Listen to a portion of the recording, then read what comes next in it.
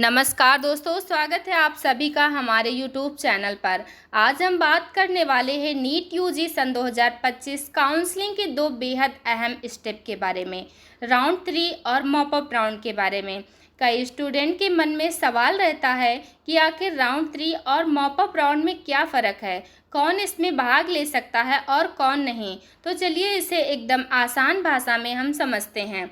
सबसे पहले हम जानते हैं राउंड 3 के बारे में कि कौन कराता है ये। तो राउंड 3 को एमसीसी मेडिकल काउंसलिंग कमेटी कराती है। किन सीटों के लिए? तो 15% जो है ऑल इंडिया कोटा सीटों के लिए, डीम्ड यूनिवर्सिटी सीटों के लिए, सेंट्रल यूनिवर्सिटी सीटों के लिए, ईएसआईसी सीटों के लिए, ईएसआईसी सीटों के लिए। अब इसके बाद हम देखेंगे कौन भाग ले सकता है, इसमें कौन एलिजिबल है, यानी इसमें किसकी जो है एलिजिबिलिटी होती है। तो जिनको राउंड फर्स्ट में और सेकंड में सीट नहीं मिली है, जिन्होंने पहले सीट ली थी लेकिन रिपोर्ट नहीं किया है, जिन्होंने राउंड 2 में एग्जिट का ऑप्शन चुना है, लेकिन ध्यान रहे कि जो छात्र पहले ही किसी सीट पर ज्वाइन कर चुके हैं, राउंड 3 में फिर से भाग नहीं ले सकते हैं। अब इसकी प्रक्रिया क्या है?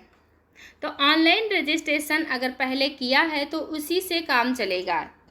चॉइस फिलिंग और locking seat allotment reporting at allotted college. अब महत्व क्यों है, इसका महत्व क्यों है?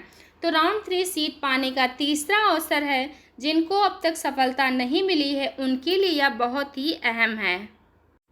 अब इसके बाद हम बात करेंगे मॉप अप राउंड की। तो मॉप अप राउंड मतलब कौन कराता है इसे?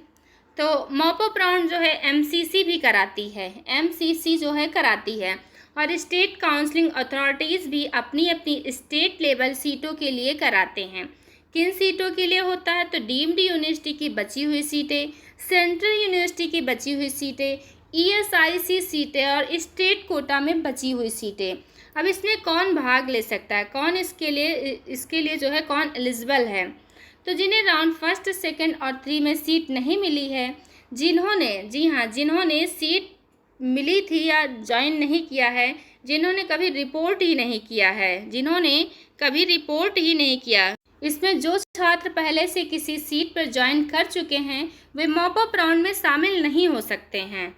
इसके बाद हम बात करेंगे कि इसकी प्रक्रिया क्या है। तो फ्रेश रजिस्ट्रेशन करना होगा, नया रजिस्ट्रेशन, चॉइस फिलिंग और लॉकिंग करनी होगी, seat allotment reporting at college. महत्व क्यों है? तो मॉप अप राउंड को अंतिम बड़ा अवसर माना जाता है। इसके बाद केवल स्ट्रे वैकेंसी राउंड बचता है। अब यहाँ पर हम राउंड 3 और मॉप अप राउंड में दोनों में फ़र्क देख लेते हैं। तो राउंड 3 और मॉप अप राउंड, आयोजक एमसीसी प्लस स्टेट, और सीटें जो हैं all India quota deemed university और central university ESIC deemed central state quota. Registration जो है पुराने रजिस्ट्रेशन से नया रजिस्ट्रेशन यानी फ्रेश रजिस्ट्रेशन। एलिजिबिलिटी जो है सीट नहीं मिली या छोड़ दी, कभी सीट नहीं मिली या ज्वाइन नहीं किया। महत्व तीसरा, मौका बड़ा, लगभग आखिरी बड़ा अवसर है। तो दोस्तों अब आप समझ गए होंगे कि राउंड 3 सीट पाने का तीसरा बड़ा मौका है, मॉप अप राउंड आखिरी बड़ा अवसर है जहां बची हुई सीटों पर एडमिशन मिलता है। अगर अब तक आपको सीट नहीं मिली है तो राउंड 3 और मॉप अप राउंड आपके लिए गोल्डन चांस है।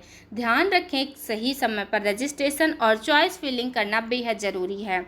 उम्मीद है यह जानकारी आपके लिए मददगार रही होगी। अगर वीडियो पसंद आए तो इसे शेयर करें और हमारे वीडियो को जो है सब्सक्राइब करना बिल्कुल भी ना भूलें। धन्यवाद।